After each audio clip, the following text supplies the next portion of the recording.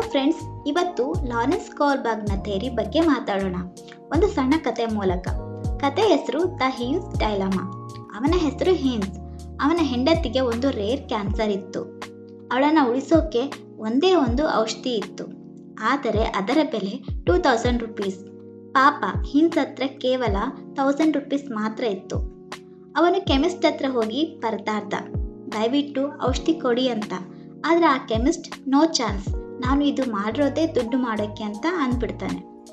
ಈಗ ಹೀನ್ಸ್ಗೆ ಉಳಿದಿರೋದು ಎರಡೇ ಆಪ್ಷನ್ಸ್.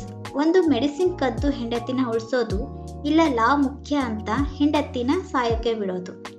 ಬೇರೆ ದಾರಿ ಇಲ್ಲದೆ ಹೀನ್ಸ್ ಆ ರಾತ್ರಿ ಅಂಗಡಿ ಒಡೆದು ಔಷಧಿ ಕದ್ದ. ಈಗ ಪ್ರಶ್ನೆ ಏನಂದರೆ, ಹೀನ್ಸ್ ಮಾಡಿದ್ದು ಸರಿಯೋ ಅಥವಾ ತಪ್ಪೋ? ನೀವು ಹೌದು ಅಥವಾ ಅಲ್ಲ ಅಂತ ಉತ್ತರ ಕೊಟ್ಟರೆ ಕೋಲ್ಬರ್ಗ್ಗೆ ಸಾಲದು. ನೀವು ಆ ಉತ್ತರ ಕೊಡೋಕ್ಕೆ ಉಪಯೋಗಿಸಿದ ಲಾಜಿಕ್ ಏನು ಅನ್ನೋದೇ ಈ ಥಿಯರಿಯ ತಿರುಳು. ಇವಾಗ ಈ ಥಿಯರಿ ಕೊಟ್ಟವರು ಯಾರು ಅಂದರೆ ಲಾರೆನ್ಸ್ ಕೋಲ್ಬರ್ಗ್ ಅನ್ನೋ ಅಮೆರಿಕನ್ ಸೈಕಾಲಜಿಸ್ಟ್.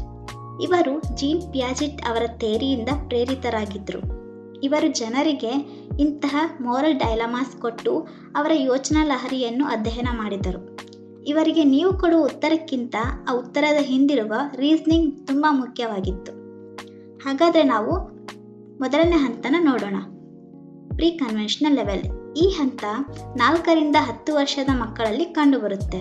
ಇಲ್ಲಿ ಸರಿ ತಪ್ಪು ಅನ್ನೋದು ಕೇವಲ ಲಾಭ ಅಥವಾ ಶಿಕ್ಷೆಯ ಮೇಲೆ ನಿಂತಿರುತ್ತೆ. ಇವಾಗ ಇಮ್ಯಾಜಿನ್ ಮಾಡ್ಕೊಳ್ಳಿ, ನೀವು ಒಂದು ಚಿಕ್ಕ ಮಗುವಿಗೆ ಹೀನ್ಸ್ ಸ್ಟೀಲ್ ಮಾಡಿದ್ದು ಕರೆಕ್ಟಾ ಅಂತ ಕೇಳಿದರೆ ಅದು ಏನು ಹೇಳುತ್ತೆ? ಯಪ್ಪ, ಸ್ಟೀಲ್ ಮಾಡಬಾರ್ದು, ಪೊಲೀಸ್ ಬಂದು ಬಡಿತಾರೆ ಅಂತ ಹೇಳುತ್ತೆ. ಅದು ಇಲ್ಲಿ ಲಾಜಿಕ್ ಸಿಂಪಲ್, ಪನಿಷ್ಮೆಂಟ್ ಅಂದರೆ ತಪ್ಪು ಅಂತ. ಅಂದರೆ ಈ ಸ್ಟೇಜಲ್ಲಿ ಏನು ಮಾಡ್ತಾರೆ ಅಂದರೆ ಶಿಕ್ಷೆಯಿಂದ ತಪ್ಪಿಸ್ಕೊಳ್ಳೋಕ್ಕೆ ಮಾತ್ರ ರೂಲ್ಸ್ ಫಾಲೋ ಮಾಡ್ತಾರೆ. ನೆಕ್ಸ್ಟ್ ಸ್ಟೇಜಲ್ಲಿ ಏನಾಗುತ್ತೆ ಅಂದರೆ, ಇದೇ ಪ್ರಶ್ನೆನ ನೀವು ಸ್ವಲ್ಪ ದೊಡ್ಡ ಮಕ್ಕಳಲ್ಲಿ ಕೇಳಿದರೆ ಅವ್ರು ಏನು ಹೇಳ್ತಾರೆ ಅಂದರೆ, ಈ ಶುಡ್ ನಾಟ್ ಸ್ಟೀಲ್, ಯಾಕಂದರೆ ಅವನ ಹೆಂಡತಿ ಬದುಕ್ತಾಳೆ, ಅವನಿಗೆ ಖುಷಿ ಆಗುತ್ತೆ. ಇಲ್ಲಿ ಲಾಜಿಕ್ ಏನು ಅಂತ ಅಂದರೆ, ಕೇವಲ ನನಗೇನು ಲಾಭ ಅನ್ನೋ ಯೋಚನೆ ಮಾತ್ರ ಇರುತ್ತೆ. ಇದನ್ನು ಟಿಟ್ ಫಾರ್ ಟ್ಯಾಟ್ ಸ್ಟೇಜ್ ಅಂತ ಕೂಡ ಕರೀತಾರೆ. ಹಾಗೆ ಮ್ಯೂಚುವಲ್ ಎಕ್ಸ್ಚೇಂಜ್ ಸ್ಟೇಜ್ ಅಂತ ಕೂಡ ಕರೀತಾರೆ. ನೆಕ್ಸ್ಟ್ ಲೆವೆಲ್ಗೆ ಹೋಗೋಣ, ದ ಕನ್ವೆನ್ಷನಲ್ ಮೊರಾಲಿಟಿ. ಇದು 10 ರಿಂದ 13 ವರ್ಷದಲ್ಲಿ ಅಥವಾ ಹೆಚ್ಚಾಗಿ ಎಲ್ಲರಲ್ಲೂ ಕಾಣುವ ಹಂತ. ಇಲ್ಲಿ ನಾವು ಸಮಾಜದ ಬಗ್ಗೆ ಯೋಚಿಸ್ತೀವಿ. ಇದೇ ಕ್ವಶನನ್ನು ನಾವು ಸ್ವಲ್ಪ ಈ 10 ರಿಂದ 13 ವರ್ಷದ ಮಕ್ಕಳಲ್ಲಿ ಕೇಳಿದರೆ ಅವ್ರು ಏನಕ್ಕೆ ಆನ್ಸರ್ ಮಾಡ್ತಾರೆ ಅಂದರೆ, ಹೀನ್ಸ್ ಸ್ಟೀಲ್ ಮಾಡಿದರೆ ಸೊಸೈಟಿ ಅವನನ್ನು ಸೂಪರ್ ಹಸ್ಬೆಂಡ್ ಅಂತ ಕರೀತಾರೆ. Every one will praise him. ನಾವು ರೂಲ್ಸ್ ಫಾಲೋ ಮಾಡೋದು ಯಾಕೆಂದರೆ ಲೋಕ ನಮ್ಮನ್ನು ಗುಡ್ ಅಂತ ಕರಿಬೇಕು ಅಂತ. ಹಾಗಾದರೆ ಈ ಸ್ಟೇಜಲ್ಲಿ ಏನಿರುತ್ತೆ ಅಂದರೆ, ಇಲ್ಲಿ ನಮಗೆ ಲೋಕದ ದೃಷ್ಟಿಯಲ್ಲಿ ಒಳ್ಳೆಯವರು ಅನ್ನಿಸ್ಕೊಳ್ಳೋ ಆಸೆ ಇರುತ್ತೆ.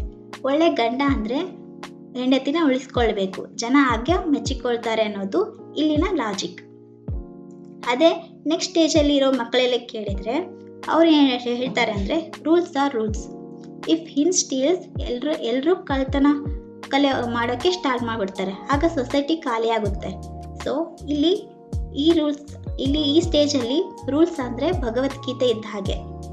ಕಾನೂನು ಅನ್ನೋದು ಸಮಾಜದ ಒಂದು ಬುನಾದಿ. ಎಷ್ಟೇ ಕಷ್ಟ ಇರಲಿ ಕಾನೂನು ಮುರಿಬಾರ್ದು ಅಂತ ಇವರು ನಂಬ್ತಾರೆ. ನಾವು 3ನೇ ಹಂತಕ್ಕೆ ಹೋಗೋಣ. ಈ ಹಂತಕ್ಕೆ ಎಲ್ಲರೂ ತಲುಪಲ್ಲ, ಇದು ತುಂಬ ರೇರ್. ಇಲ್ಲಿ ಮನುಷ್ಯನ ಹಕ್ಕುಗಳು ಕಾನೂನಿಗಿಂತ ಮೇಲೆ ಇರುತ್ತೆ. ಇದೇ ಕ್ವೆಶ್ಚನ್ ನಾವು ಈ ಸ್ಟೇಜಲ್ಲಿ ಇರೋರಿಗೆ ಕೇಳಿದರೆ ಅವ್ರು ಏನಂತಾರೆ ಅಂದರೆ, ಲಾ ಕಾನೂನು ಮಾಡೋದು ಜನರಿಗಾಗಿ. If a law is letting someone die, ಆ ಲಾನ ಚೇಂಜ್ ಮಾಡಬೇಕು. Rules are flexible for the greater good. ಹಾಗಾದರೆ ಈ ಸ್ಟೇಜಲ್ಲಿ ಏನಂತ ಲಾಜಿಕ್ ಇದೆ ಅಂದರೆ, ಇಲ್ಲಿ ನಮಗೆ ಕಾನೂನು ಅಂದರೆ ಜನರು ಮಾಡಿರೋದು, ಅದು ಫ್ಲೆಕ್ಸಿಬಲ್ ಆಗಿ ಇರಬೇಕು. ಒಂದು ಜೀವ ಉಳಿಸೋಕೆ ಆಗದ ಕಾನೂನು ಬದಲಾಗಬೇಕು ಅಂತ ಅನ್ನೋದು ಇಲ್ಲಿನ logic.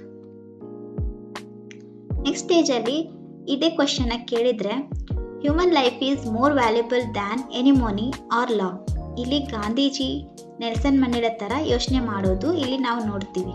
Justice is above everything ಅನ್ನೋದು ಇಲ್ಲಿನ ಲಾಜಿಕ್. ಈ ಸ್ಟೇಜಲ್ಲಿ ಇದು ಒಂದು ಹೈಯರ್ ಸ್ಟೇಜ್. ಇಲ್ಲಿ ಕೇವಲ ತನ್ನ ಮನಸ್ಸಾಕ್ಷಿ ಹೇಳಿದ ಹಾಗೆ ಮಾತ್ರ ಮಾಡ್ತಾರೆ.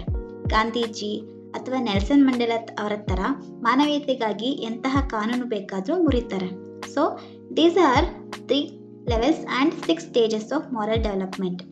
ಆದರೆ ಒಬ್ಬರು ಈ ಥೇರಿನ ಒಂದು ಕ್ರಿಟಿಸೈಸ್ ಮಾಡ್ತಾರೆ. ಏನಂತಂದರೆ ಈ ಥೇರಿ ಜೆಂಟ್ಸ್ ಮೇಲೆ ಮಾತ್ರ ಫೋಕಸ್ ಮಾಡಿದ್ದೆ, ವುಮೆನ್ಸ್ ಬಗ್ಗೆ ಇಗ್ನೋರ್ ಮಾಡಿದ್ದೆ ಅಂತ ಕ್ರಿಟಿಸೈಸ್ ಮಾಡ್ತಾರೆ. ಅವರು ಬೇರೆ ಯಾರೂ ಅಲ್ಲ, ಕೋಲ್ಬರ್ಗ್ ಅವರ ಸ್ಟೂಡೆಂಟ್ ಕರೋಲ್ ಗಿಲಿಗನ್ ಅಂತ.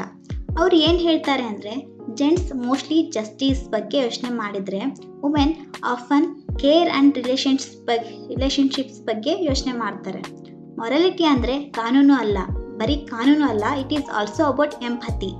ಹಿಂಜ್ ಸ್ಟೀಲ್ ಮಾಡಿದ್ದು ರೈಟು, ಯಾಕಂದರೆ ಅವನು ಅವನ ಹೆಂಡತಿನ ಪ್ರೀತಿಸ್ತಿದ್ದ, ಕೇರ್ ಮಾಡ್ತಿದ್ದ. ರಿಲೇಷನ್ಶಿಪ್ನ ಕಾಪಾಡೋದು ಕೂಡ ಮಾರಲ್ಲೇ ಅಂತ ವಾದಿಸ್ತಾರೆ ಇವರು.